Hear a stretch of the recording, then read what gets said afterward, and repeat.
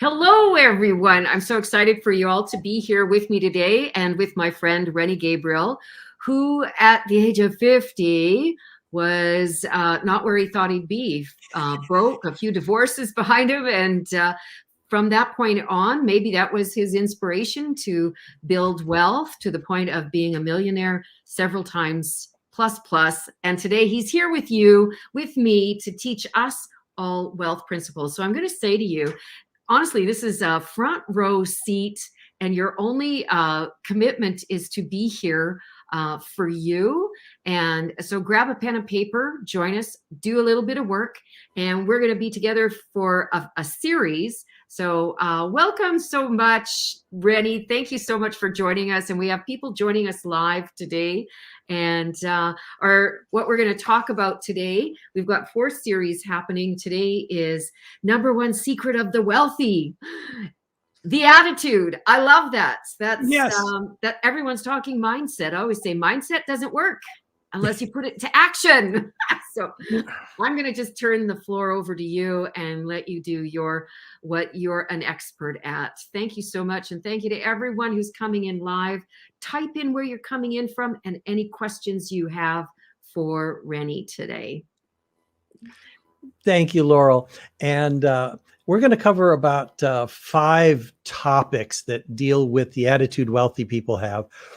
And I guess it's probably a good idea for anyone who has the ability, if they're not driving, to grab a pen and a piece of paper, or if they can type on their computer as they're listening, which is a skill set I don't have.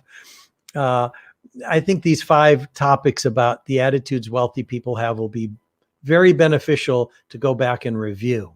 And one of the things that I say is that there are 3 secrets that the wealthy have that most people are not familiar with. And the first one is attitude. I have a little acronym for these 3 secrets. It's AFI, which has nothing to do with the American Film Institute. It has to do with attitudes, forms, and investments. And for the series that Laurel and I are doing, this first one is just going to be about the attitude wealthy people have that's different from ordinary folks. And so one of the first things is wealthy people listen to familiar information differently than ordinary people. And Laurel, if you're still here, can I put you on the spot? Oh, I don't know. Yeah. Well, I have to say yes. Yes, you're right. And I think I did this once before, and you did it with flying colors. So hopefully it's the same thing this time. So I am open. Okay. So I'm going to ask you 2 questions. And the first one is, have you heard of the expression pay yourself first? Yes. Okay. The second question is, can you explain it? It is taking that 10% and of that amount and dedicating Of what amount? The amount, say it's from your paycheck or other investments, okay, and put it aside and don't touch it. Correct. So the way I phrase it is that wealthy people treat themselves like they matter, which means they pay themselves first, which means they take a portion of income that comes in, like 10%, and they set it aside to keep forever. This money will never get spent on anything other than it will get invested in items, stocks, real estate, peer-to-peer lending, I don't care what it is, that will produce an income or grow in value. So that 10% is what will create the financial freedom that most people seek. I call it complete financial choice, where you can choose to work or choose not to work, choose to travel or not travel. The point is you have the financial resources generating an income so you can choose to do whatever you want. And that comes from treating yourself like you matter and paying yourself first. Now, a lot of people have said, oh yeah, I've heard of that. Oh, that's not new to me. You know, I've done that, whatever. The difference is when wealthy people hear familiar information like pay yourself first, they don't make statements like I've heard that before. They ask questions instead. They ask questions like, well, where would I put the money? Or how does that fit my situation? Or when will I start doing that again or increase what I'm doing? Or who can help me with that? That's a different attitude than most people have. Most people, when they hear familiar information, make a statement. Wealthy people instead ask questions that lead to the actions that produce results. So that's one of the attitudes. The next one is they look at the big picture before the details. Now, a lot of people, Laurel, I'll ask you this. Have you heard the expression, you can't see the forest for the trees? Yes. Okay, so what? That never made any sense to me. It's like forest, trees, I don't get it. So here's the way I speak about a wealthy person seeing the big picture before the details. Let's say that you and I were thinking about buying a second house to rent out, and we go looking around and we find something that seems to be priced right. It's in a lovely neighborhood, which is important.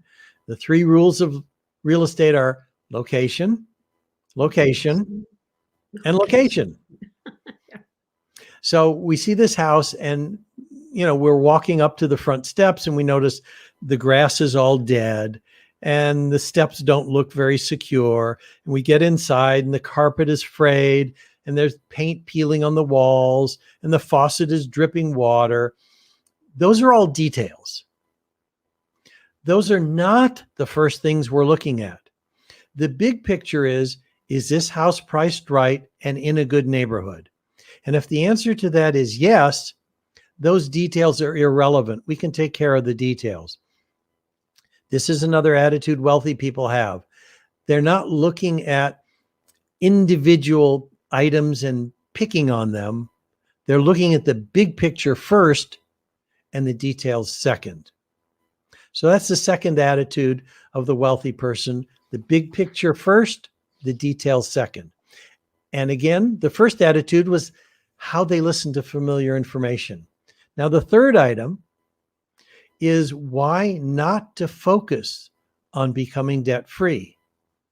Now, this is probably contrary to what most of people think. Oh, no, I got to pay off my credit card debt first. I got to pay off my mortgage. I got to pay off my car. I got to pay off these things before I can think about creating wealth. And that is absolutely the worst advice I ever hear. And I hear it from financial gurus. I hear it from CPAs or accountants.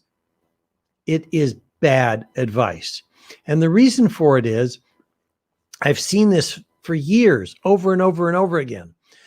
Someone focuses on paying off their credit cards and they get them paid off. And then the water heater bursts and they go back to the credit card, or the car breaks down and they go back to the credit card.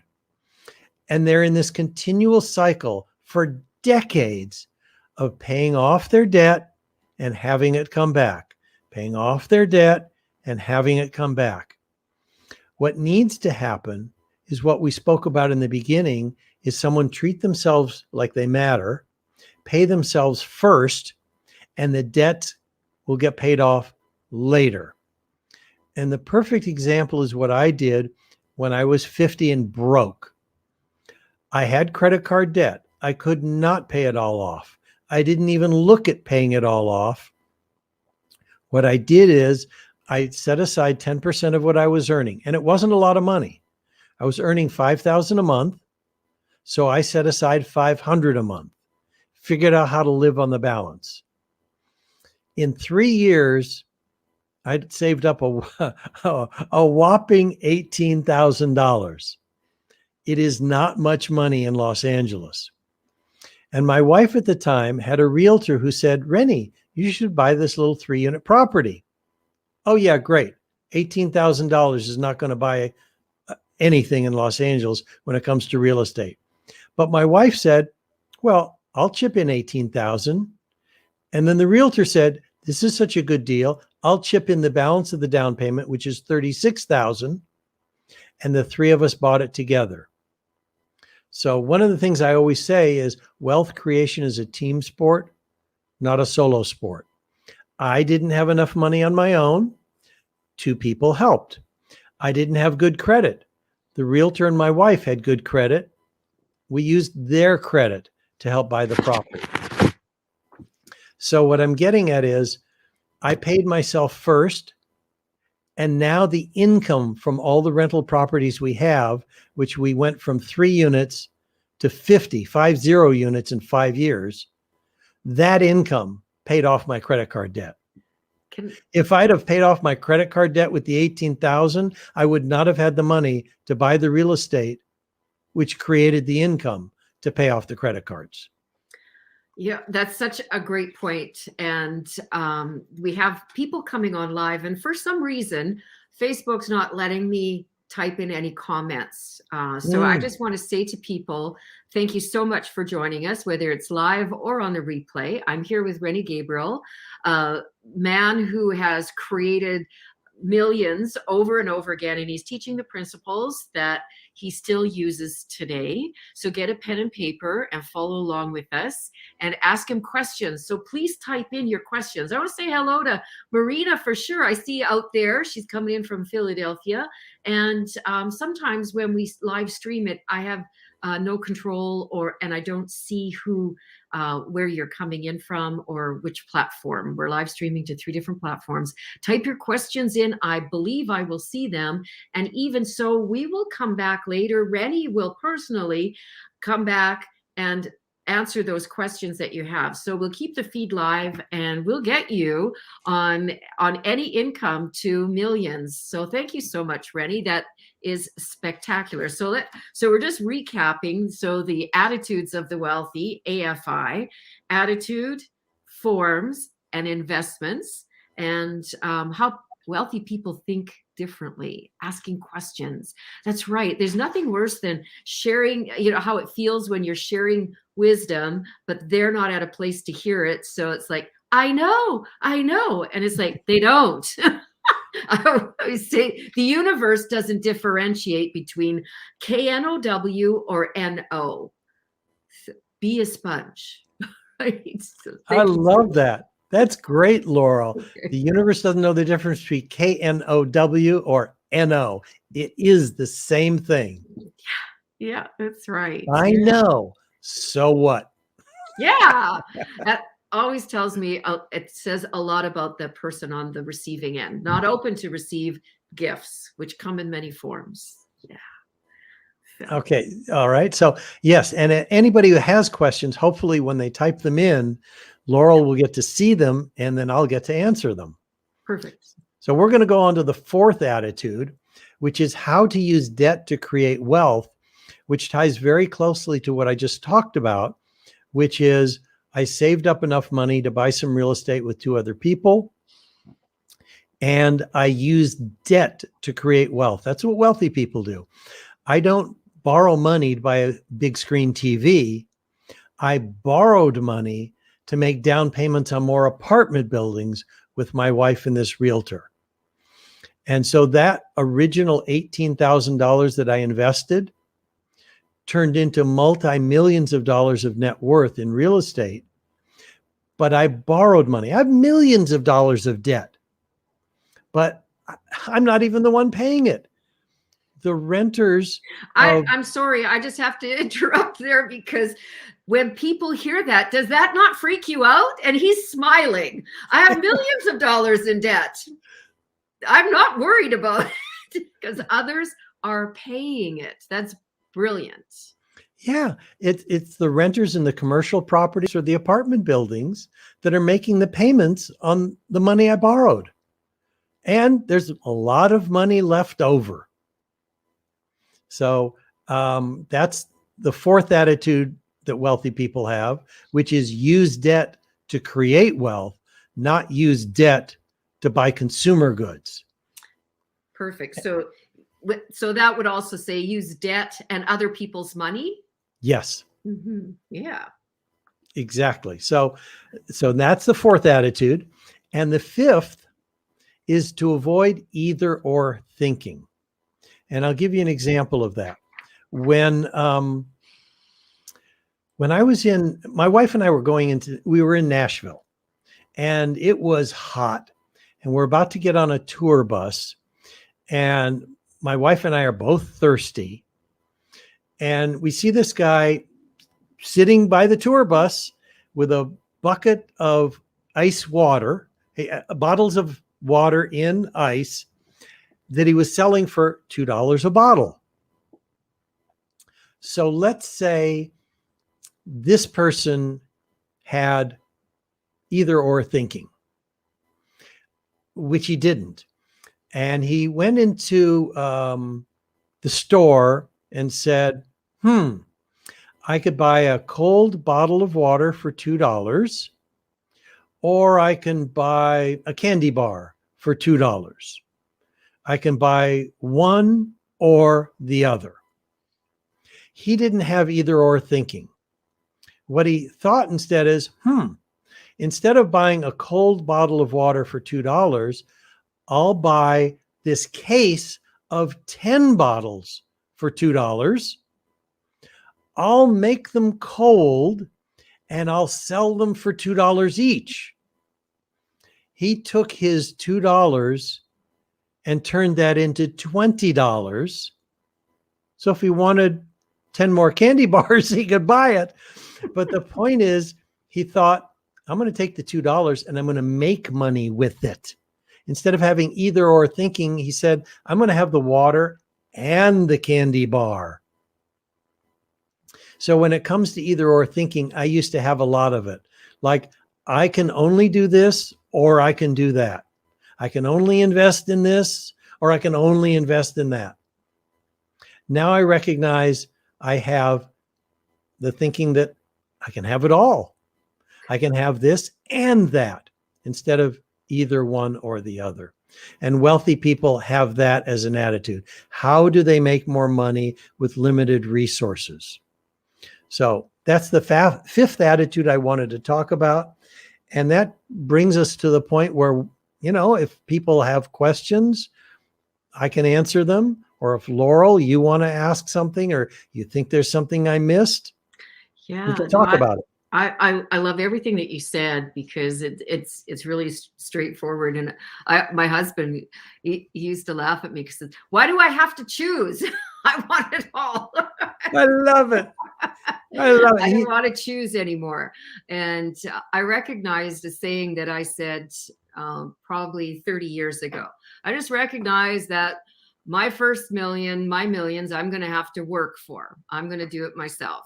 And truly, I work on my mindset all the time around this, my languaging, because it's working hard for it is not something you have to do. It's kind of like, instead of saying work, it's like, let's create, let's play, let's do something around. So life changed dramatically once I got that, but it took me a while to get to that place. So yeah. So what would you say to people that have, we invested in land, we have real estate, and we paid cash for what we have. So to leverage that land, that existing land, my husband and I are at odds around it.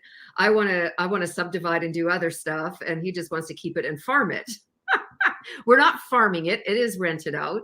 And, but there's different mindsets involved there. Yeah. I understand where he comes from. He is a man of the land, and he sees the value in keeping it pristine and organic. And it's like, well, why don't we keep that portion for ourselves and do something with the other? So what do you say? Well, I agree with you, Laurel. In other words, it's a situation, getting back to the thinking, either or. He's coming from, in this situation, either we keep it all pristine or we develop all of it. No, like you just said, let's keep a portion of it pristine and develop a portion of it. Mm-hmm. Yeah. So I'm fully in favor. And I also, how do I phrase, having parks and spaces for recreation, I think, are vital. Mm-hmm. But when it comes to investing, and now I want to separate it. If we're talking about investing, there are more efficient uses of real estate than keeping it as pristine land. Mhm. If you want to have pristine land, that's fine, but it has nothing to do with investing. Mhm. Investing means you use the land in its most efficient way, which could be you subdivide it, you build on it, you sell it off, you rent, whatever. But just keeping it pristine is not an effective investment. Right. So that's where I'm coming from. Yeah. Well, thank you for saying that too. And I want to say hello to everyone who's joining us live. We have a lot of activity happening, a lot of people dropping in and out. And we can see your questions. If you type them in, we can talk to them. Otherwise, if we are watching on the replay, still type in your questions because they will get answered. So Rennie's joining me for a 4-part series, and I'll just speak about what's coming, because what we were just talking about is kind of like how do couples, manage or maneuver or, live in an environment where there's opposing ideas around not just wealth, but like, let's just get on the page and how do we pay our bills and stuff like that. So you're going to take the December 8th and talk about wealth and couples and their money. And, money causes more divorces than most people realize. They'll think that, they were fighting. Well, what were they fighting about? There's all kinds of stuff that goes on there, and that'll be a really interesting one. December 1st, we're talking about investments, that there's more to investments and it's not limited to stock, bonds, and mutual funds. So that's what, certainly there's so much to talk about there. And are you going to cover Bitcoin investments or any discussion around any of that in any of our topics? Yeah, we can talk about that. It wasn't something that I planned. I have some investments in cryptocurrency.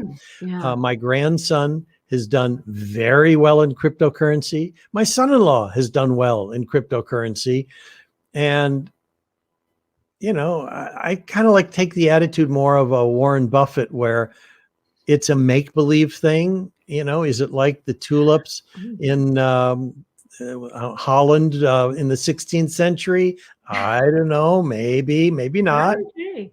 Well, I'll just say that sparked some activity. I can't see who it is, but they're saying that the Bitcoin is what they're interested in hearing about. So there we go. That's okay. So we will add that to the topic when we get to the investment section, series. So December 1st, episode. Yeah, December 1st. Join us for the third in the series, and we'll add that to it. And thank you so much for your contribution there, viewer. That'll be interesting. We have some investments too, and we've invested in different ways with it. And I'm always interested to see what people who are investing, what they think about it, what they see, and what their experience has been, because it is a hot topic. And obviously we got a great response on that. So, and then next week on the 17th, it's how the wealthy use forms. And we just got, it's kind of like bookkeeping. It's kind of like not sexy, but wow, when you're making money, it becomes real sexy. Yeah. And Rennie, I think you're gonna sexy it up. Yeah. Oh yeah. It's just like well, okay. I'll give you an example, kind of like a lead in, a teaser to it. Good. I happened to see the ledger that John D. Rockefeller kept when he was 11 years of age. No, 11. 11. And at the time, we're talking about like 1850, 1840, a long time ago, when a penny was actual money. But he tracked every penny that came into his life and where he spent it. Now, this is someone who became one of the wealthiest men in the world with Standard Oil Company. And in his 70s and 80s, he was still tracking where the money was coming from and where it was being spent. So if the wealthiest person, and this is what wealthy people do, if wealthy people track where their money's coming from and where they're spending it, do you think it might be a good practice for ordinary people? Well, because it's we're such a virtual society, this is a real problem, isn't it? Because you know, a couple years back, I spent a few months in Costa Rica, and everything I paid for everything cash, and it's like, how come I'm always out of cash? And I wasn't a tourist in the sense I was there just buying groceries and paying for gas and that, and it was like, wow, you know, because that card, we just whip out the card. And that's another difference between my husband and I. I say, oh, I forgot my purse, but I've got him. It's like, that's not a great way to be accountable, but it's like that card. I always have my card and he always has cash. It's a great balance when we're together. Yeah. And Mhm. well, I think you'll find this entertaining, and we're going to be in one of the episodes talking about couples and money. I happened to publish a book. I had a book publishing company. We had 80 titles in the bookstores, and the first one we published had the title Couples and Money. Was it a bestseller? It did sell out. Yes, it did. Sure it did. Okay. Someone said, we'd like to hear about where you start when you access credit and real estate are not yet available options. Maybe differences between Canada and the US. Okay. So I'm just, you are starting in the hole. Oh, you're starting in the hole.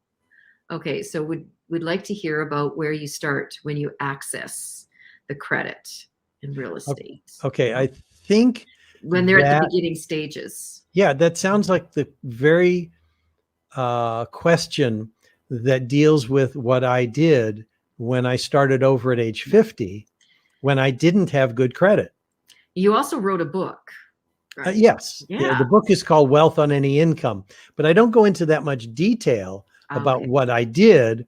What I do in that book is talk about the attitude that is needed to become wealthy. Okay. And that's the first third of the book. And then the latter 2/3 are the tips and techniques. But what I'm Okay. getting at is what it sounds like this person is saying is they're in debt or their credit's not good. How could they begin investing in real estate? And the answer is you don't do it by yourself. Yeah. Partner. I didn't do it by myself. Yeah. I had two other people with Yeah. good credit. And start thinking leveraging, you know, start building, you know, team around you or people around you that, you know, want to grow their wealth in that. And so what I'm going to say, because we're coming to the last couple minutes of our time together today, you'll need to join us again next Wednesday, same time, same place, and type in your questions now and join us. And I'm going to post Rennie's website where he has a lot of information, and check out his TEDx talk. And I won't overlook talking about your charity that you work with. And this is one of the reasons that my ears really perked up when you started talking, and how we first met was partnering veterans with PTSDs and brain injuries with rescued dogs. I love your tagline, saving 2 lives at a time. So I'm going to post where people can connect with that. But what would you like to say in closing about any of that, Rennie? That the organization Shelter to Soldier rescues dogs from environments where they could have been euthanized or die, and they become service animals. They're trained as service animals for soldiers that might have otherwise committed suicide. So that's how they're saving 2 lives at a time. Dogs that could have been euthanized go to soldiers that could have committed suicide. Mm-hmm. And if someone goes to my website, wealthonanyincome.com/TEDx, they'll hear more about Shelter to Soldier, as well as how people have been programmed to be poor and think that's better than being wealthy. Yeah, there's a lot of stuff around us all the time. And as we mature, it's about coming out of a victim mentality. Can't be this because of that, or those or them. It's about fully accepting responsibility for where you are, body, mind, and spirit and wealth right now, here in this moment. And I want to thank Rennie so much. Thank you, friend, for joining us. And I'll see you next Wednesday right here, same time. And our next topic is the forums. He's going to get really sexy forms to us for building wealth. We're going to solve a lot of problems. Make it interesting. Okay. Thanks, everyone. See you soon. Make sure you type in your questions. Okay.